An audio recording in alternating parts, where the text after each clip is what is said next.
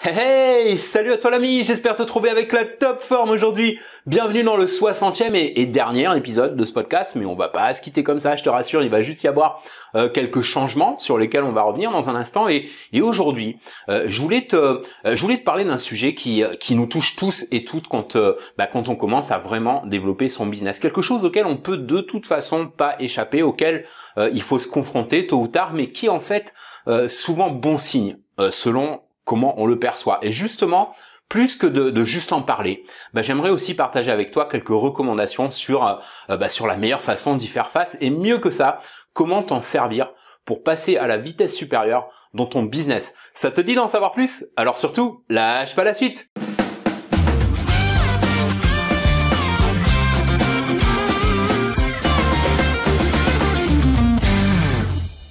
Salut à toi et bienvenue dans le podcast. J'espère que ta semaine s'est bien passée ou qu'elle se présente bien selon le moment où tu m'écoutes. De mon côté, j'ai un peu déconnecté, tu vois, pendant quelques jours. Ça fait du bien de temps en temps, même si c'est dur de résister, que la tentation est grande de réouvrir le laptop pour s'y recoller, pour s'y remettre. C'est important aussi de décrocher, comme on dit, de temps à autre.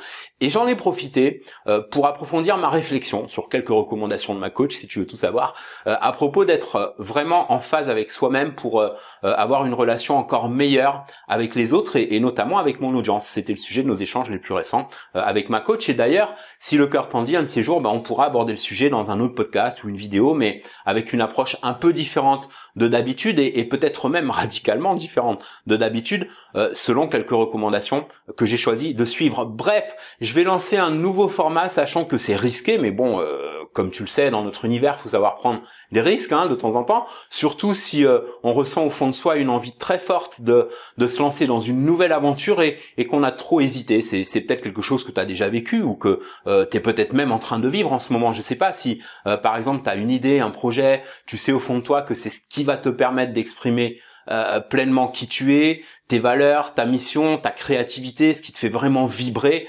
Alors, si tu me suis depuis plus ou moins longtemps, tu le sais, je vis de mes activités en ligne depuis 9 ans maintenant, je suis hyper passionné par ce que je fais, j'ai un style de vie qui me plaît, je suis totalement indépendant et libre financièrement, j'adore l'environnement où je vis, bref, j'échangerai tout ça pour rien au monde. Simplement, il y a un moment donné, si tu veux, où je ressens l'envie d'aller plus loin, en aidant plus de personnes, en apportant une meilleure contribution à cette communauté qui s'agrandit sur le web d'entrepreneurs qui choisissent, comme toi et moi, de développer leur propre business en solo, sans avoir de compte à rendre à personne, si ce n'est bien sûr en étant le plus proche possible des attentes de nos audiences. Mais ça, je dirais que ça tient beaucoup plus du plaisir de contribuer, de la passion que de l'obligation. Et perso, avec l'expansion de mon business qui est en plein boom en ce moment, j'ai pris conscience grâce à un travail intense avec ma coach, donc pour donner un sens encore plus vibrant à cette mission que je me suis fixée, de faire une vraie différence dans la vie de personnes qui ont fait ce même choix de liberté que le mien,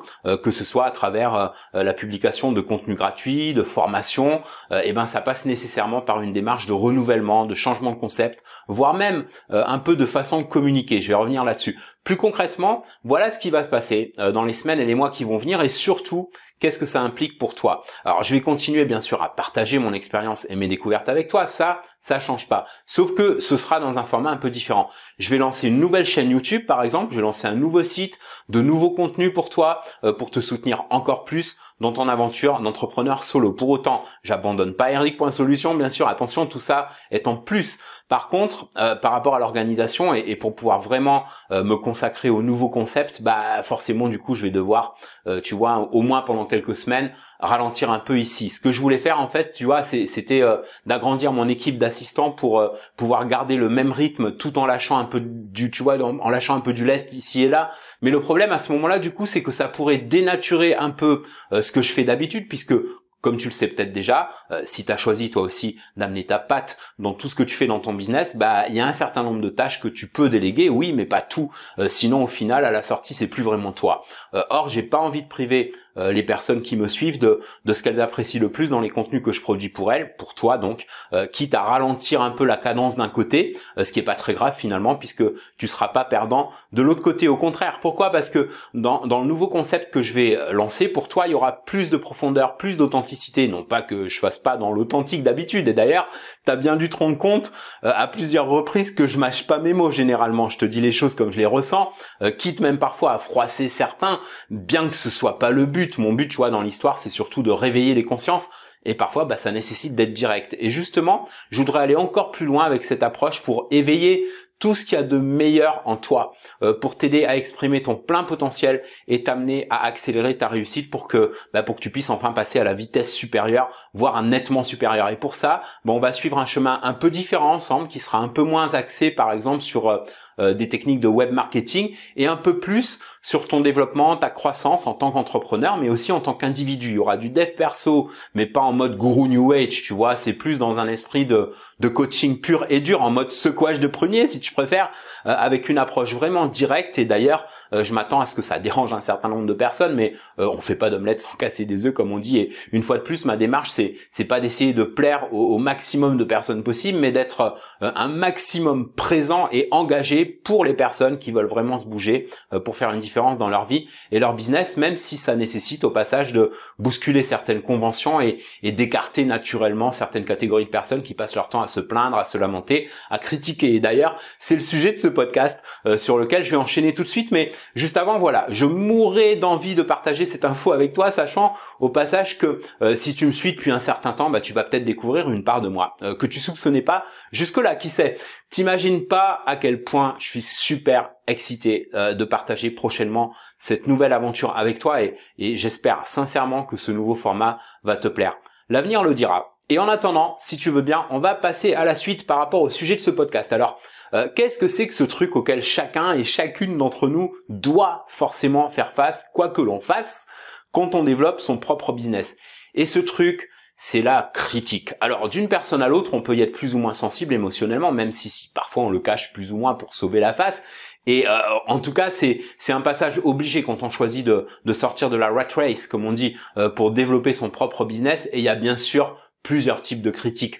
Critiques gratuites, sans fondement, critiques basées sur la jalousie, ou les remarques décourageantes aussi que j'inclus dans les critiques, parce que quand quelqu'un cherche à te décourager d'entreprendre un projet, par exemple, même si dans certains cas ça peut partir d'une bonne intention, je vais revenir là-dessus, c'est une façon aussi de critiquer ta démarche d'entreprendre et donc quelque part, c'est une forme de critique. Puis tu as la critique constructive qui peut t'aider à progresser à condition d'y être réceptif. C'est important de savoir être réceptif à la critique quand elle est constructive parce que tu vas pouvoir t'en servir pour améliorer ton process et passer à la vitesse supérieure. Et la différence, elle est simple. Alors retiens bien ça parce que c'est super important. La différence, elle est simple. Quand quelqu'un te fait une critique constructive, c'est généralement précédé par un encouragement et suivi par des recommandations basées sur ses propres résultats positifs. À l'inverse de la critique négative, gratuite, qui est juste basée sur l'opinion de quelqu'un qui décharge sa frustration sur tout ce qui peut lui rappeler sa propre incapacité à agir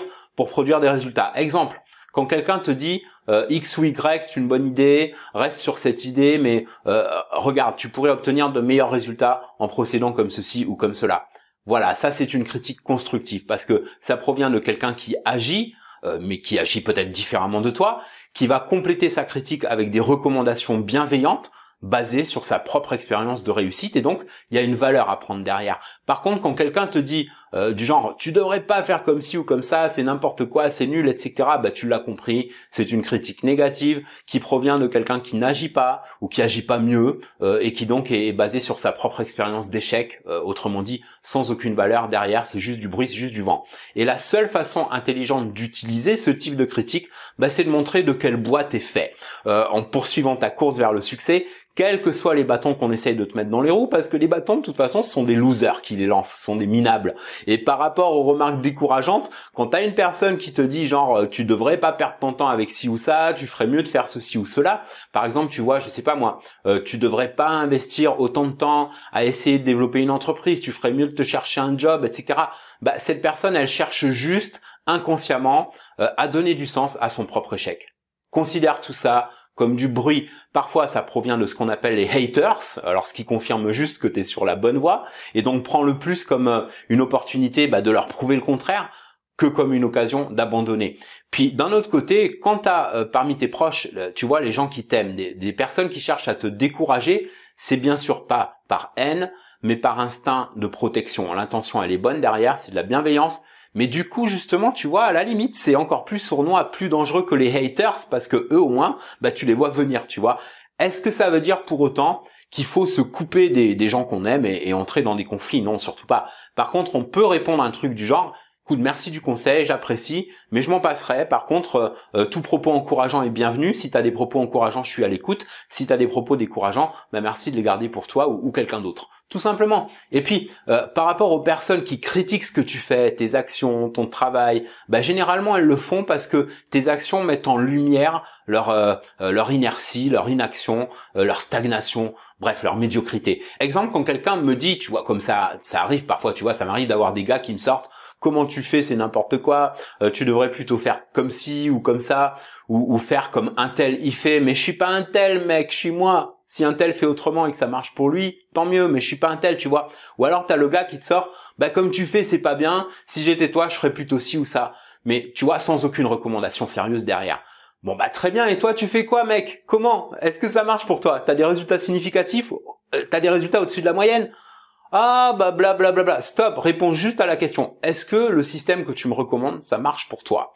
Est-ce que ça t'amène des résultats significatifs au-dessus de la moyenne? Parce que si la réponse c'est clairement oui, alors j'aimerais bien voir des preuves, et ensuite là ok, t'as toute mon écoute. Maintenant, si la réponse est non, alors évitons de perdre du temps, parce que jusque preuve du contraire, moi, quoi que t'en dises, si tu me vois mettre beaucoup de temps et d'énergie dans un système ou un autre, c'est parce que je sais que ça peut m'amener des résultats significatifs. Sinon, j'insiste pas et je regarde ce que je peux améliorer, ou je change carrément de système. Et quoi qu'il en soit, si j'ai besoin de demander conseil pour ça, je vais m'adresser à quelqu'un qui a des résultats significatifs, et certainement pas à quelqu'un qui brasse juste du vent. Et quand j'ai des résultats significatifs, j'ai de quoi le prouver. Quand tu pourras en dire autant, reviens me voir. En attendant, n'hésite pas à aller brasser du vent ailleurs.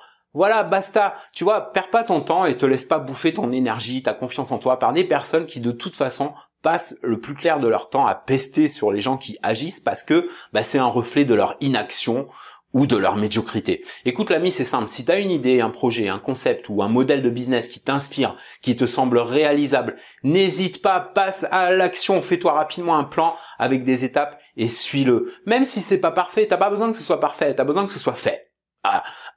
Tu feras toujours mieux que le gars ou la nana qui fait rien du tout. Et 2, rien t'empêche d'améliorer ton process au fur et à mesure, mais surtout, agis. Apprends à distinguer les critiques constructives des critiques négatives. Apprends des premières et zappe les secondes. Voilà pour aujourd'hui. Alors, par rapport au changement dont je te parlais au début de ce podcast, je te tiendrai au courant ici sur la chaîne. Si tu fais partie de mon club privé, Eric.solution, tu recevras un email en avant-première. Sinon, n'hésite pas à t'inscrire, c'est gratuit. Et en plus, tu reçois 5 cadeaux pour mieux lancer ou développer ton business en ligne, plus des conseils gratuits et des recommandations que tu recevras régulièrement, toujours dans l'optique de t'aider à progresser plus rapidement. Le lien pour t'inscrire, si c'est pas encore fait, donc c'est eric.solution, solution avec un S à la fin toujours. Si ce podcast a pu t'inspirer d'une manière ou d'une autre, n'hésite pas à prendre 2 secondes pour liker et partager avec un max de tes amis et collègues entrepreneurs qui cherchent de l'inspiration et des idées pour mieux lancer ou développer leur business en ligne de la façon la plus simple, la plus fun et la plus rentable possible. Je te kiffe de tout mon cœur. À très bientôt l'ami, merci pour avoir suivi tous les podcasts et vidéos jusque là, mais ça s'arrête pas là, t'inquiète, on se quitte pas, on se retrouve très bientôt ou dès maintenant dans une des conférences en description de ce podcast pour t'accompagner dans ton aventure d'entrepreneur solo. En attendant, prends bien soin de toi et fais une différence dans ton business et dans ta vie aujourd'hui.